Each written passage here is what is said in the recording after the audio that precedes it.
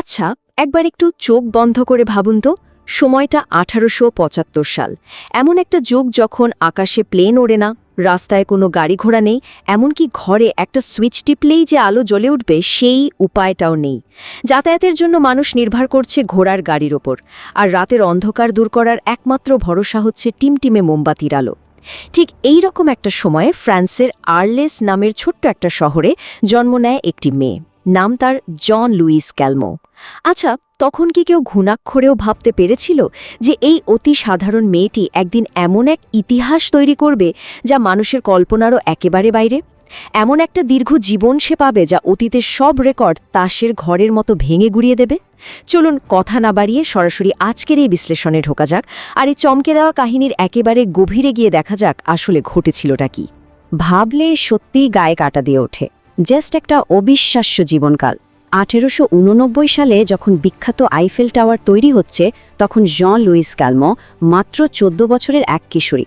এরপর প্রথম বিশ্বযুদ্ধ, দ্বিতীয় বিশ্বযুদ্ধ, মানুষের প্রথম চাঁদে পা রাখা, এমনকি ইন্টারনেট আর কম্পিউটারের যুগ, মানে শতাব্দীর পর শতাব্দী ধরে ঘটে যাওয়া এই বিশাল ঐতিহাসিক পরিবর্তনগুলো তিনি নিজের চোখে দেখেছেন।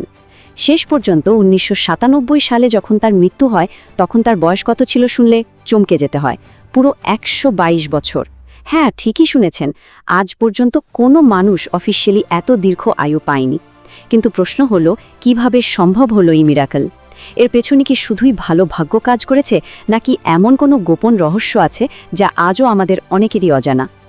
পর্ব 1, দীর্ঘায়ুর 80-20 নিয়ম। এখন এই ঐতিহাসিক বিষয়টা কিভাবে বাস্তবে রূপ নিল তা নিয়ে সবার মনে কৌতূহল জাগাটা কিন্তু খুব স্বাভাবিক। এটা কি শুধুই জেনেটিক লটারি জেতার মতো কোনো ব্যাপার, নাকি এর পেছনে বৈজ্ঞানিক কোনো শক্ত রহস্য লুকিয়ে আছে? আমাদের মনে প্রথমেই যে প্রশ্নটা আসতে পারে তা হলো, অতি দীর্ঘ আয়ু পাওয়াটা হয়তো পুরোটাই উপরওয়ালার দান বা ভাগ্যের খেলা। যাদের জেনেটিক্স ভালো, শুধু তারাই এমনটা পারেন। এটা খুব কমন একটা ধারণা যে 100 বছরের বেশি বাঁচার এই সুপার পাওয়ারটা হয়তো হাতে গোনা কয়েকজন ভাগ্যবান মানুষের জন্মগত অধিকার। কিন্তু বিজ্ঞান কি সত্যি তাই বলছে? আসুন ব্যাপারটা একটু তলিয়ে দেখা যাক। বৈজ্ঞানিক গবেষণার এই ফলাফলটা শুনলে কিন্তু রীতিমতো চমকে যেতে হয়। ডেনমার্কে প্রায় 2800 যমজ মানুষের উপর বিশাল একটা স্টাডি করা হয়েছিল, যা বিজ্ঞান মহলে ড্যানিশ টুইন স্টাডি নামে বেশ পরিচিত। এই গবেষণার ফলাফল খুদ বিজ্ঞানীদেরও থমকে দেয়। দেখা যায় একজন মানুষের আয়ু ঠিক কতটা হবে তার মাত্র 20% নির্ভর করে জেনেটিক্স বা বংশগতির ওপর। হ্যাঁ, মাত্র 20%। আর বাকি বিশাল 80% সেটা পুরোপুরি নির্ভর করে প্রতিদিনের লাইফস্টাইল বা জীবনযাপনের ওপর। মানে প্রতিদিনের খাদ্যাভ্যাস, কাজ এবং থাকার ধরনই ঠিক করে দেয় আমরা কতদিন বাঁচব। তার মানে বুঝতেই পারছেন, এখানকার সবচেয়ে বড় টেকঅ্যাওয়ে হলো, দীর্ঘায়ু পাওয়ার আসল চাবিকাঠি কিন্তু আমাদের নিজেদের হাতেই রয়েছে। পর্ব 2, ব্লু জোনের আবিষ্কার। বিখ্যাত এক্সপ্লোরার ড্যান বুয়েটনার এবং তার বিজ্ঞানীদের দল মিলে এক দারুণ রোমাঞ্চকর মিশনে নেমে পড়েন। তাদের মূল লক্ষ্য ছিল পৃথিবীর এমন সব জায়গা খুঁজে বের করা যেখানে মানুষ ন্যাচারালি বা প্রাকৃতিকভাবেই 100 বছরের বেশি বাঁচে, আর সেটাও একেবারে পারফেক্ট স্বাস্থ্য নিয়ে, মানে কোনো বড় অসুখ বিসুখ ছাড়া। এই দীর্ঘায়ুর রহস্য উন্মোচন করতে তারা আক্ষরিক অর্থে সারা পৃথিবী চষে ফেললেন।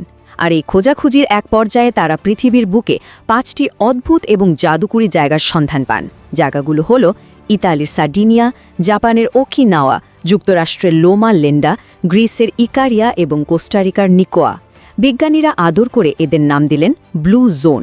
এই ম্যাপটা দেখলে একটা ব্যাপার একেবারে পরিষ্কার হয়ে যায় যে দীর্ঘায়ু লাভ করাটা কোনো একটি নির্দিষ্ট এলাকার ফ্লুক বা ম্যাজিক নয়, বরং এটি বিশ্বব্যাপী ছড়িয়ে থাকা চমৎকার একটা প্যাটার্ন। পর্ব 3, দ্য পাওয়ার 9 বা 9টি শক্তিশালী অভ্যাস। পৃথিবীর এই 5টি জায়গা কিন্তু একে অপরের চেয়ে হাজার হাজার মাইল দূরে, কিন্তু বিজ্ঞানীরা বছরের পর বছর গবেষণা করে একটা দারুণ জিনিস খেয়াল করলেন।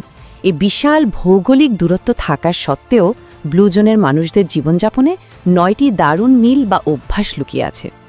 এর মধ্যে একেবারে প্রথম অভ্যাসটি হল মুভ ন্যাচারালি বা স্বাভাবিক নড়াচড়া। আমাদের আধুনিক যুগের কনসেপ্ট হলো, ফিট থাকতে হলে জিমে গিয়ে দামি দামি মেশিনে ঘন্টার পর ঘন্টা ঘাম ঝরাতে হবে, তাই না? কিন্তু ব্লু জোনের এই শতবর্ষী মানুষরা জিমের ধারপাশ দিয়েও হাঁটেন না।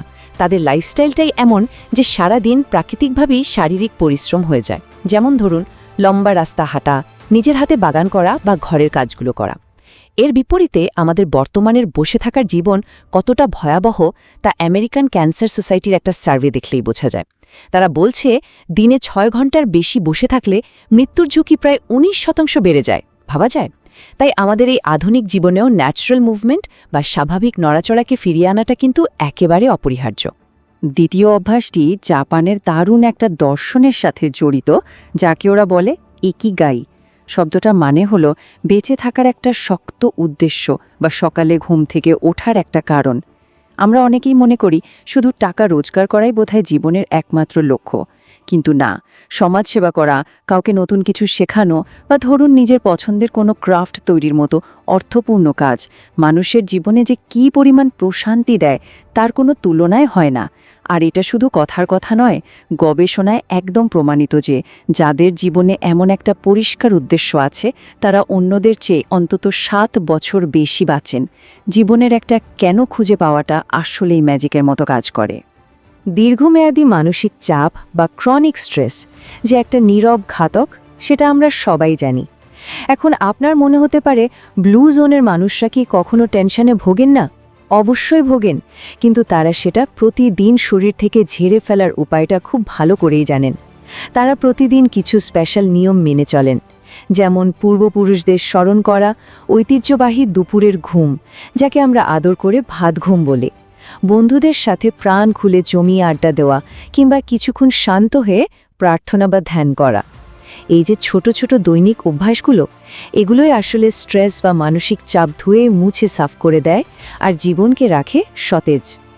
এবার আসি চতুর্থ অভ্যাসে, যেটা সরাসরি আমাদের খাদ্যাভ্যাসের সাথে যুক্ত। জাপানিদের একটা মহামূল্যবান নিয়ম আছে, নাম হারা হাচিবু। নামটা শুনতে একটু অন্যরকম লাগলেও এর মানেটা খুব সিম্পল। পেট যখন 80% ভরে যাবে ঠিক তখনই খাওয়া বন্ধ করে দেওয়া। আমাদের এই আধুনিক যুগে আকণ্ঠ গিলে খাওয়ার যে একটা কালচার তৈরি হয়েছে, এটা তার একেবারেই বিপরীত। বিজ্ঞান বলছে পেট একটু খালি রেখে খেলে হজম খুব ভালো হয় এবং ক্যালোরিটাও দারুণভাবে কন্ট্রোলে থাকে। আর এর পাশাপাশি ঐতিহ্যবাহী ফাস্টিং বা উপবাসের অভ্যাসও আমাদের শরীরের কোষের বুড়িয়ে যাওয়ার প্রক্রিয়াকে অনেকটাই ধীর করে দেয়। একটু কম খাওয়াতেই যে এত লাভ, সেটা কি আমরা আগে ভেবেছি? পঞ্চম অভ্যাসটি হচ্ছে প্ল্যান্ট স্ল্যান্ট, যা শতবর্ষী মানুষদের ডায়েট চার্টের আসল রহস্যটা ফাঁস করে দেয়। শুনলে অবাক হবেন, এই মানুষগুলোর প্লেটের প্রায় 95% থাকে উদ্ভিদভিত্তিক খাবার, মানে তাদের প্রতিদিনের খাবারে থাকে প্রচুর পরিমাণে ডাল, মটরশুঁটি, সোয়াবিন আর নানা ধরনের ফ্রেশ শাকসবজি। আর মাংস, সেটা খাওয়া হয় খুব সামান্য পরিমাণে, হয়তো মাসে 2-1 বার, তাও উৎসব বা বিশেষ কোনো দিনে। এই খাদ্যাভ্যাসটি শরীরকে ভেতর থেকে একটা বর্মের মতো সুরক্ষিত রাখে এবং দীর্ঘকাল নিরোগ বা সুস্থ থাকতে জবরদস্ত সাহায্য করে। ঠিক আছে, এবার একটা পুরনো মিথ বা ভুল ধারণার বেলুন ফুটো করা যাক। আগেকার অনেক লেখালেখিতে বা আড্ডায় শোনা যেত যে পরিমিত পরিমাণে রেড ওয়াইন খাওয়া নাকি হার্টের জন্য, মানে দীর্ঘায়ুর জন্য ভালো। কিন্তু আধুনিক বিজ্ঞান এই ধারণাকে পুরোপুরি লাল কার্ড দেখিয়েছে। হ্যাঁ, বর্তমানের বৈজ্ঞানিক ডেটা একদম স্পষ্টভাবে জানিয়ে দিচ্ছে যে 1 ফোঁটা অ্যালকোহলও শরীরের জন্য ক্ষতিকর। সম্পূর্ণ অ্যালকোহল মুক্ত বা জিরো অ্যালকোহল জীবনই হলো সুস্থ থাকার আসল মন্ত্র। আর কেউ যদি বলেন, আরে ওয়াইনে তো অ্যান্টিঅক্সিডেন্ট আছে, তাহলে বলবো সেই অ্যান্টিঅক্সিডেন্ট পেতে চাইলে ওয়াইনের বদলে সরাসরি আঙুর বা আঙুরের রস খাওয়াই হলো আসল বুদ্ধিমানের কাজ। সপ্তম অভ্যাসটি হলো বিলঙ্গিং বা কোনো সম্প্রদায়ের সাথে ঘনিষ্ঠভাবে যুক্ত থাকা। একটা মজার ব্যাপার খেয়াল করুন, গবেষণায় দেখা গেছে যারা কোনো না কোনো সামাজিক, স্বেচ্ছাসেবকমূলক বা ধর্মীয় সম্প্রদায়ের সাথে অ্যাক্টিভলি যুক্ত থাকেন, তাদের আয়ু 4 থেকে 14 বছর পর্যন্ত বেড়ে যেতে পারে। একা একা 4 দেয়ালের মাঝে বন্দী না থেকে মানুষের সাথে মেলামেশা করা আর বিপদে একে অপরের পাশে দাঁড়ানোর মধ্যে যে একটা গভীর প্রশান্তি আছে, সেটা দীর্ঘ জীবনের জন্য দারুণ টনিক হিসাবে কাজ করে। মানুষ তো সামাজিক জীব, তাই না? মিলেমিশে থাকার এই আনন্দটাই আয়ু বাড়িয়ে দেয়। অষ্টম অভ্যাসটি আমাদের ঐতিহ্যবাহী যৌথ পরিবারের কথা খুব মনে করিয়ে দেয়। ব্লু জোনের মানুষেরা পরিবারকে জীবনের 1 নম্বর স্থানে রাখেন, মানে ফ্যামিলি ফার্স্ট। তারা বয়স্ক বাবা মাকে বৃদ্ধাশ্রমে বা দূরে সরিয়ে না দিয়ে নিজেদের কাছে রাখেন এবং দারুণ যত্ন নেন। পরিবারের সদস্যদের মধ্যে এই যে নিবিড় সম্পর্ক আর একে অপরের প্রতি কমিটমেন্ট, এটা মানুষের মানসিক আর শারীরিক দুটো স্বাস্থ্যকেই অবিশ্বাস্যভাবে বুস্ট করে। আপনজনদের কাছাকাছি থাকার এই উষ্ণতা কোনো ওষুধ দিয়ে তো আর পাওয়া সম্ভব নয়। নবম এবং শেষ অভ্যাসটি হল রাইট ট্রাইব বা সঠিক বন্ধু নির্বাচন। আমাদের বাংলা একটা দারুণ প্রবাদ আছে না, সৎসঙ্গে স্বর্গবাস, অসৎসঙ্গে সর্বনাশ। এই কথাটা দীর্ঘায়ুর ক্ষেত্রেও অক্ষরে অক্ষরে সত্যি। একটা মানুষের চারপাশের 5 জন ঘনিষ্ঠ বন্ধু যেমন হবে, তার জীবনধারাও অবিকল তেমনটাই হয়ে যাবে। বন্ধুরা যদি স্বাস্থ্যকর জীবনযাপন করে, পজিটিভ চিন্তা করে, তবে সেই ভালো অভ্যাসগুলো খুব সহজেই আপনার মাঝে ছড়িয়ে পড়বে। ঠিক একইভাবে আনহেলদি বা খারাপ রুটিনও কিন্তু সংক্রামক হতে পারে। তাই নিজের চারপাশে একটা পজিটিভ পরিবেশ আর সঠিক বন্ধু বেছে নেওয়াটা একেবারে লাইফ সেভিং একটা ডিসিশন। পর্ব 4, দীর্ঘায়ুর ব্লুপ্রিন্ট। এতক্ষণ তো আমরা ইতিহাস আর দূরের সব দ্বীপের গল্প শুনলাম, কিন্তু এই 9টি জাদুকরী অভ্যাসকে বর্তমানের এই ব্যস্ত আধুনিক সমাজ ব্যবস্থায় সফলভাবে প্রয়োগ করা কি আদৌ সম্ভব? এর সবচেয়ে বড় আর সফল উদাহরণ হল সিঙ্গাপুর। সিঙ্গাপুর সরকার এই ব্লু জোন অভ্যাসগুলোকে সরাসরি তাদের রাষ্ট্রীয় পলিসিতে বদলে ফেলেছে। তারা কি করেছে জানেন? স্বাস্থ্যকর খাবারে ব্যাপক ভর্তুকি দিচ্ছে, অস্বাস্থ্যকর জাঙ্ক ফুডের ওপর বিশাল ট্যাক্স বসিয়েছে, আর মানুষের হাঁটার জন্য চমৎকার সব রাস্তা আর পার্ক তৈরি করেছে। মানে পুরো শহরটাকে এমনভাবে ডিজাইন করা হয়েছে যা ন্যাচারালি মানুষকে একটা স্বাস্থ্যকর জীবনের দিকে পুশ করে। আর এই পলিসিগুলোর ফলাফল সত্যিই তাক লাগানোর মতো। সিঙ্গাপুরের এই দুর্দান্ত উদ্যোগের কারণে গত কয়েক দশকে সেখানকার মানুষের গড় আয়ু প্রায় 25 বছর বেড়ে গেছে। হ্যাঁ, 25 বছর। একটা গোটা দেশ কিভাবে বিজ্ঞান আর সদিচ্ছাকে কাজে লাগিয়ে নিজেদের ভাগ্য বদলে ফেলতে পারে, সিঙ্গাপুর তার একটা জ্বলজ্বন্ত প্রমাণ। আর ঠিক এই কারণেই সিঙ্গাপুরকে এখন পৃথিবীর 6ঠ ব্লু জোন হিসেবে স্বীকৃতি দেওয়া হচ্ছে। এটা আসলে একটা বিশাল অনুপ্রেরণা। আজকের এই বিশ্লেষণের একেবারে শেষে এসে একটা পরিষ্কার চিত্র আমাদের সবার সামনে ফুটে উঠেছে। আয়ুর 80% স্টিয়ারিং যখন খোদ আমাদের নিজেদেরই হাতে, তখন সিদ্ধান্ত নেওয়ার সেরা সময়টা কিন্তু এখনই। এই পাওয়ার 9 বা 9টি অভ্যাসের মধ্যে কোন অভ্যাসটি আপনি আজ থেকেই নিজের জীবনে যুক্ত করতে পারবেন বলে মনে হয়?